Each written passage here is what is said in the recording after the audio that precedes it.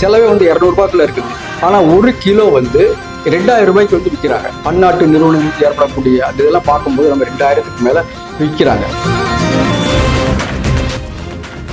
ஊற வச்சதை நம்ம என்ன செய்யணும், இந்த மாதிரி ஒரு துணியில் வச்சு நம்ம முளைக்கட்டணும். முளைக்கட்டுறதுக்கு 36 மணி நேரம், அதுக்கு ஒரு 12 மணி நேரம், அப்போ 2 நாள் ஆகுது. இது முளைக்கட்டின அப்புறம் தான் நம்ம வந்து பெட்டுக்கு கொண்டு வரோம். அப்படி இதுல என்னங்க ஸ்பெஷல், வாங்க பார்க்கலாம். 2 மடங்கு மண்புழு உரம், 1 மடங்கு தென்னை நார் கழிவு, இந்த 3மே நம்ம மிக்ஸ் பண்ணி இந்த லேயரில் வந்து நம்ம என்ன செய்யறோம், நம்ம பெட்டு மாதிரி போடுறோம். இது முளை வந்துடும், சிறு சிறுசாக முளை வந்துடும். அதைத்தான் நம்ம இந்த பெட்டில் போடுறோம்.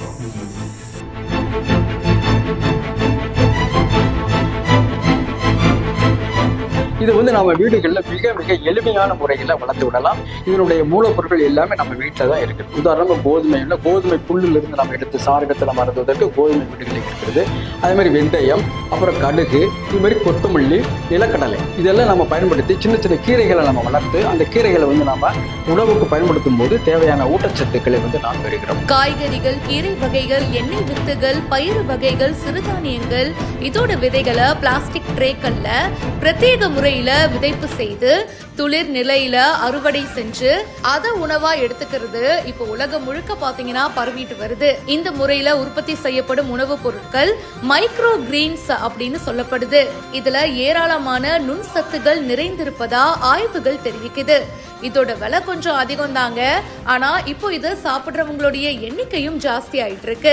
விதைச்சு ஒரு 20ல இருந்து 30 நாட்கள் காத்திருந்து அறுவடை செய்யலாம். இந்த மைக்ரோ கிரீன்ஸ்ல சில அட்வான்டேஜும் இருக்கு. அதாவது பாத்தீங்கன்னா ரொம்ப சின்ன இடத்துல இந்த நுண்கீரைகளை வந்து நம்ம சாகுபடி பண்ணலாம்.